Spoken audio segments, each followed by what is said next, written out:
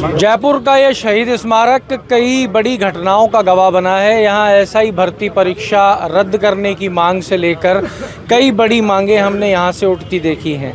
आज व्यापारी संगठन, मंडी व्यापारी संगठन जो है इस शहीद स्मारक पे पहुँचे हैं और विरोध दर्ज करा रहे हैं सरकार के यूज़र चार्ज के खिलाफ। मंडियों पे आधा % का चार्ज लगाया गया है जिसका ये व्यापारी विरोध कर रहे हैं। यहाँ जो पोस्टर और होल्डिंग्स इनके हाथ में हैं वो बहुत रोचक हैं, वो पढ़ने लायक हैं। इससे पहले कि हम व्यापारियों से बात करें, मैं आपको वो पोस्टर होल्डिंग दिखा देता हूँ। उसमें लिखा है व्यापारी एकता जिंदाबाद, ग्राहकों पर यूज़र चार्ज पड़ेगा भारी, फंस गया मंडी का व्यापारी। किसान मुनीम पल्लेदारों का क्या दोष, भजनलाल सरकार जागो और संभालो होश, यूजर चार्ज नहीं सहेगा राजस्थान। मंडी व्यापारियों की तरफ से आप ये जो पोस्टर लगाए गए हैं इसमें आप रोष देख सकते हैं कि गुस्सा है सरकार के प्रति। क्यों गुस्सा है? आधा % क्या फ़र्क डाल देगा पूरे व्यापार के ऊपर, यही सब जानने का इन व्यापारियों से प्रयास करेंगे। शुरुआत सर आप ही से कर लेते हैं। आपका सबसे पहले आप नाम बता दें। देखो, मैं समर्थन देने आया हूँ। मैं जयपुर व्यापार मंडल अध्यक्ष हूँ, ललित सांचोरा। हमारे करीबन 130 व्यापार मंडल है जयपुर के। हमारा एक ही कहना है, अगर व्यापारी दीपावली से 5 दिन पूर्व यहाँ धरना प्रदर्शन कर रहा है तो निश्चित तौर पे हमें कोई दर्द है, परेशानी है, और यही परेशानी हम सरकार को समझाने की कोशिश कर रहे हैं कि हम परेशान हैं, हम संकट में हैं। ये जो यूज़र चार्ज है, अगर ये लागू होता है, जो लागू हो रहा है, इससे निश्चित तौर पे मंडियों का अस्तित्व खत्म हो जाएगा। और सरकार ने मंडियों का जो अस्तित्व किया था पहले, वो रोजगार के हिसाब से किया था, सस्ता प्रोडक्ट देने के हिसाब से किया था। ये सब चीज़ होने के बावजूद अगर मंडी महंगी हो जाती है तो मंडियों का अस्तित्व खत्म है, बाजार का अस्तित्व खत्म है। ये फिर किस लिए हो रहा है? सांचोरा साहब, आधा % का टैक्स जो चर्चा चल रही है, आधा % इतना कितना मैटर करेगा कि वो आधा % आपको अपने व्यापार को छोड़कर दीपावली के मौसम में यहाँ आना पड़े? नहीं, आधा % नहीं है वो। आप इसको समझे, वो कैलकुलेशन के हिसाब से वो महंगा हो रहा है, सब कुछ वो बाहर से महंगा हो रहा है। आपके कहने को आधा % है, लेकिन वो कैलकुलेशन के हिसाब से बहुत ज़्यादा बैठता है उसका कैलकुलेशन। वो खर्चा सब कुछ जोड़ जुड़ा करके व्यापारी जो मंडी में है उसका प्रोडक्ट वहाँ महंगा हो जाता है। अगर वो प्रोडक्ट वहाँ महंगा हो जाता है तो लोग अंदर एंटर ही नहीं करेंगे खरीदने। जब वो लोग ही नहीं आएंगे वहाँ खरीदारी करने, तो मैं कह रहा हूँ अस्तित्व खत्म हो गया। होलसेल मंडी है, और होलसेल बेसिकली काम क्या, मंडी का मतलब होता है होलसेल, जहाँ सस्ता मिलेगा, और वही अस्तित्व नहीं रहेगा। कितने लोग प्रभावित हो जाएंगे? करीबन लाख, लाखों, करीबन लाख लोग प्रभावित होंगे। लाख परिवार होंगे वहाँ पे, जो उस पे लोग डिपेंडेंट है। 60-70 मंडियाँ राजस्थान के अंदर, वहाँ पे पल्ले मंडियाँ 60 से 70 मंडियाँ 60 से 70 मंडियाँ हैं जिसके ऊपर ये लागू हो रहा है, और जो डायरेक्ट प्रभावित हो रही है। और जब ये 60-70 मंडियाँ प्रभावित होगी तो इससे जुड़ी हुई 200 मंडियाँ हैं, उनके ऊपर भी असर पड़ेगा। तो ये लाख परिवार तो आप कम से कम मान के चले जब प्रभावित होगा। बिल्कुल। अब आपकी सरकार से मांग क्या है और उसका हल क्या हो सकता है? ये जो यूज़र चार्ज इसे ख़त्म किया जाए, और जो हमने पहले से एक परफॉर्मा दिया था सरकार को कि ये ना के बराबर 10 पैसे मांगा था, 20 पैसे नहीं, 10 पैसे हटाने का मांगा था, जो हटाने का मांगा था कि इसका कोई वैल्यू नहीं, सरकार को कुछ खास फायदा नहीं हो रहा है, ना इसमें कुछ कलेक्शन हो रहा है सरकार को, तो इसको हटा ही दिया जाए ना, एक मंडी के फैसिलिटी के लिए, लोगों को रोजगार देने के हिसाब से।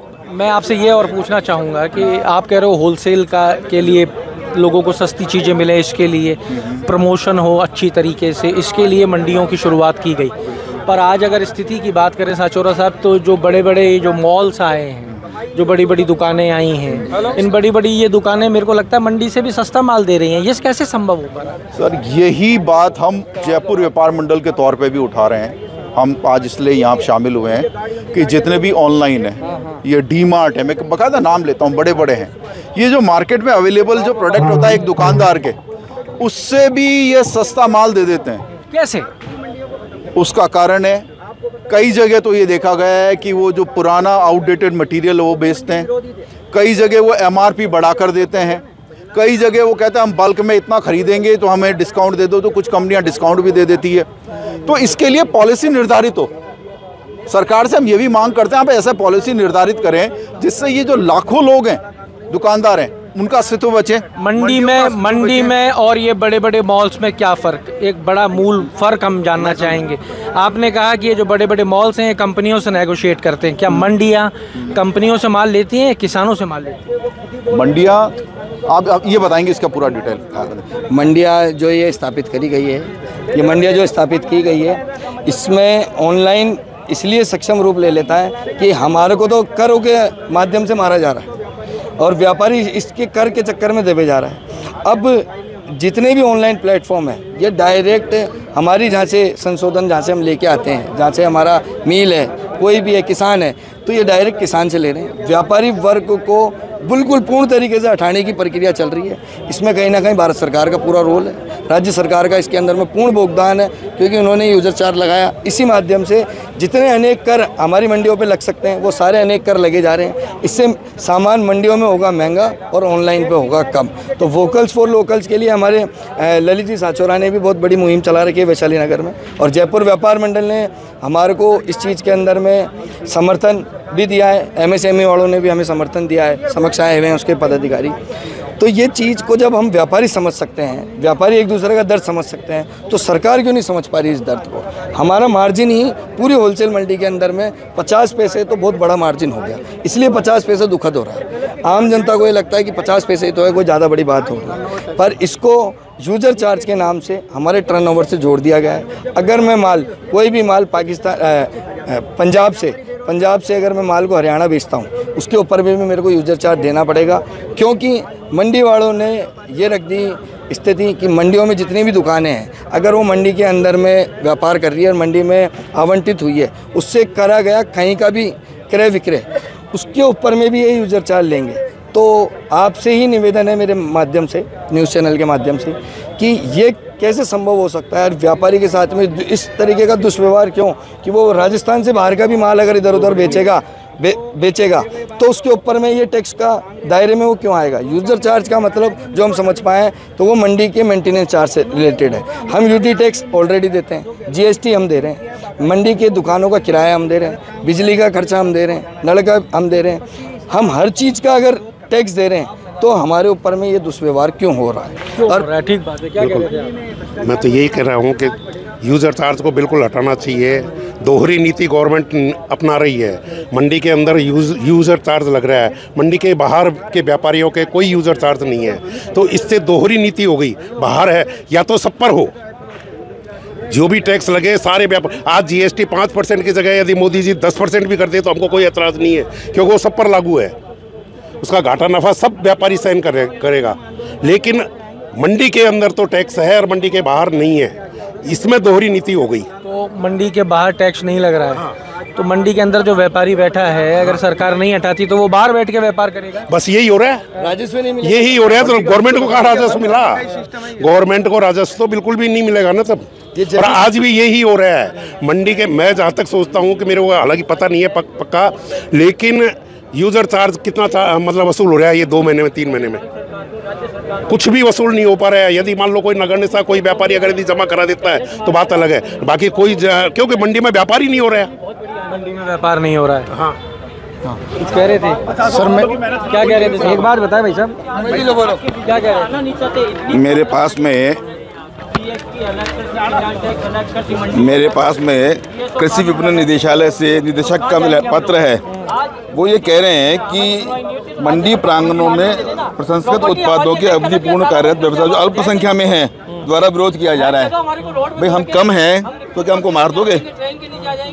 हम 20% जो है कम से कम, हिंदुस्तान के 2% व्यापार को खत्म कर दो। अच्छा, मेरे एक सवाल का जवाब दो। आपकी बात मैंने सुन ली। देखिए, ये एक पत्र है इनके पास में, गवर्नमेंट ऑफ राजस्थान के विभाग से है। इसके अंदर एक पॉइंट है जिसपे लिखा है कि मंडी प्रांगणों में प्रसंस्कृत उत्पादों की अवधिपूर्ण कार्यरत व्यवसायी जो अल्प संख्या में है द्वारा विरोध किया जा रहा है। अब मेरा सवाल ये है साहब कि बाहर और किस किस पे ये टैक्स लगा है? बाहर किसी पे नहीं लगा। तो फिर जिस पे लगा है वही तो विरोध करेगा। हाँ वही करेगा विरोध, तो बात एकदम सही कह रहे हैं। तो अगर अल्पसंख्या में है तो अल्पसंख्या में ही करेगा। तो अल्पसंख्या में है तो क्या मार देगी गवर्नमेंट? मैं यही तो जानना चाह रहा हूँ। हम तो 20% कम से कम ऐसे लोग हैं पूरे राजस्थान में जो इस प्रकार का व्यापार करते हैं। मान लिया कम संख्या में है तो कम संख्या में है हम, हमारा टर्नओवर कितना है ये देखें, और हिंदुस्तान की जीडीपी में हमारा कितना बड़ा योगदान है ये भी देखें। और जो योगदान दे रहे हैं जीडीपी में तो वो मुकेश अंबानी हैं, अडानी जी हैं, अंबानी जी अडानी जी हैं। इन 2-4 लोगों को ख़त्म करके देखो अडानी की क्या स्थिति होती है। तो जब 20% लोग खत्म हो जाएंगे तो मंडी की स्थिति क्या होगी? मंडी स्थिति खत्म हो जाएगी। ये छोटी सी बात मैं गवर्नमेंट सरकार को समझाना चाहता हूँ। एक बात बताइए, इनकम टैक्स हिंदुस्तान में कितने % लोग भाग देते हैं? सिर्फ ये 4 या 5%। पहले तक तो 2% देते थे ना। तो इसका मतलब तो फिर इनकम टैक्स में क्यों संशोधन हो रहे हैं? दूसरी बात ये है, इंटरव्यू हो जाए पूरा,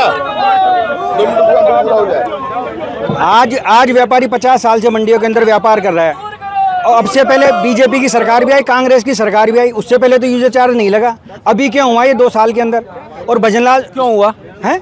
इनको गुमराह कर दिया गया। ये जो कांग्रेस में समर्थित अफसर थे ना, जो कांग्रेस राज में यूजर चार्ज को लगाना चाह रहे थे, वो परेशान थे यार हमारी इस मांग को मानी नहीं गई। तो बीजेपी सरकार आते ही उन्होंने अपनी उस घोषणा को यहाँ वापस लागू करवाया।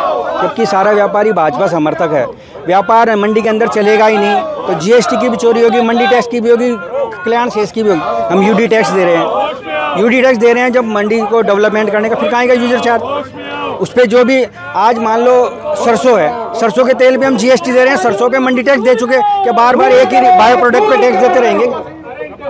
और मंडी इससे सारे काले कानून से ये पता चल रहा है कि सरकार को भाजपा नहीं चला रही, अफसर चला रहे हैं। और उन अफसरशाही होने की वजह से भाजपा सरकार सुन नहीं रही। भाजपा सरकार इतनी असंवेदनशील नहीं हो सकती। अच्छा, एक सवाल का जवाब दो। आपने कहा कि सरकार को भाजपा नहीं चला रही, अफसर चला रहे हैं। भाजपा चला रही होती तो क्या होता? भाजपा चला रही होती, वास्तव में भाजपा चला रही होती तो व्यापारियों के ऊपर यह अन्याय नहीं होता।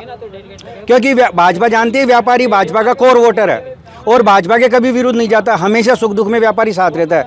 हमेशा कोरोना काल में हमने डोनेट किया है, सरकार को समर्थन किया है। आज कोई भी सरकार को डिमांड होती है, व्यापारियों के आगे पैसे लेने आ जाती है। आपके इस यूजर चार्ज के विरोध से आम आदमी को क्या फायदा होगा? आम आदमी को क्या नुकसान हो रहा है? आम आदमी को ये नुकसान होगा कि वो मंडी में ये सोच के आता है कि सामान सस्ता मिलेगा, पर जब मंडी में उसको महंगा मिलेगा तो वो मंडी में आएगा ही क्यों? और जो मंडी में पल्लादार है, कर्मचारी हैं, गाड़ी घोड़े वाले हैं, सारे, और मंडी के अंदर इंस्पेक्टर राज बढ़ जाएगा। और गवर्नमेंट को कोई राजस्व भी प्राप्त नहीं हो रहा, और गवर्नमेंट की ये समझ में नहीं आ रहा है कि इतने व्यापारी रोड पे हैं, 1.5 महीने से मिल रहे हैं, और व्यापारियों का सरकार का कोई बंदा व्यापारियों से मिलने नहीं आया, और व्यापारी हर सुख दुख में सरकार के साथ खड़ा रहता है। आज सरकार को टैक्स उगा के कौन देता है? व्यापारी 1 महीने का भी टैक्स रोक लेने सरकार का, तो सरकार के पास तनख्वाह नहीं है देने को, और उस व्यापारी को बेरोजगार करके रोड पे लाना चाहती है। एक ही प्रांगण में आम व्यापारी को सारी चीज़ें मिल जाती है। मंडी ये है। देखिए, यहाँ पे एक बड़ी बात निकल के आई है। वो बात ये है कि अगर ग्राहक मंडी आएगा और मंडी में बढ़ा हुआ दाम मिलेगा तो वो ग्राहक मंडी से सामान क्यों लेगा? और मंडी से नहीं लेगा तो कहाँ जाएगा? मंडी से नहीं लेगा तो बाहर जाएगा। बाहर कहाँ जाएगा? बाहर जाएगा उन बड़े बड़े एस्टेब्लिशमेंट के अंदर जो तैयार हो गए हैं, जो एमआरपी बढ़ा के डिस्काउंट ज़्यादा दे रहे हैं, सस्ते में माल उपलब्ध करा रहे हैं। कहीं ना कहीं इन व्यापारियों का ये मत है कि कहीं ना कहीं सुनियोजित तरीके से इनको ख़त्म करने का एक प्रयास शुरू कर दिया गया है, जिसका ये विरोध कर रहे हैं। इनका कहना है कि टैक्स चुका के आज तक टैक्स उगा के कौन दे रहा है? ये व्यापारी। आज तक जीएसटी का सबसे ज़्यादा भुगतान करने वाला कौन है? ये व्यापारी। लाखों रुपए की लागत लगा के और अपना पूरा जीवन लगा के काम करने वाला कौन है? ये व्यापारी। यही व्यापारी आज कोरोना काल में भी व्यापारी नहीं, पूरे देश को राशन पहुंचाया, अपनी जान को जोखिम में दिया, चंदा दिया, सरकार को सहारा दिया। सामाजिक समरसता को बनाए रखने में कहीं ना कहीं इन व्यापार मंडलों का एक बड़ा योगदान हमारी संस्कृति के अंदर रहा है, जिसको आज इस यूजर चार्ज के नाम पर कहीं ना कहीं खत्म करने का प्रयास जो है वो किया जा रहा है, जिसका ये विरोध कर रहे हैं। सरकार के पास में जो जानकारी है वो ये कहती है कि अल्पसंख्या में है विरोध करने वाले, अब सवाल ये खड़ा होता है कि अगर अल्पसंख्या में है तो क्या उनको खत्म कर दिया जाएगा? सरकार को इस पर विचार करना होगा। और एक बड़ा सवाल यहाँ से निकला है कि व्यापारी भाजपा का कोर वोटर है और ये भाजपा के कोर वोटर के साथ में ही कुठाराघात क्यों किया जा रहा है? क्या मुख्यमंत्री के पास में सही सूचना और जानकारियाँ नहीं पहुँच रही हैं? नहीं पहुंच रही है तो मुख्यमंत्री को इस विषय पर संज्ञान लेते हुए जानकारी मंगवानी चाहिए, क्योंकि ये इन सब के भविष्य का सवाल है। तो जुड़े रहिए हमारे साथ। अमर उजाला के लिए जयपुर से मैं आशीष। अगर आप ये वीडियो YouTube पर देख रहे हैं तो हमारे चैनल को सब्सक्राइब कर बेल आइकन दबाएं और Facebook पर देख रहे हैं तो हमारे पेज को लाइक करें।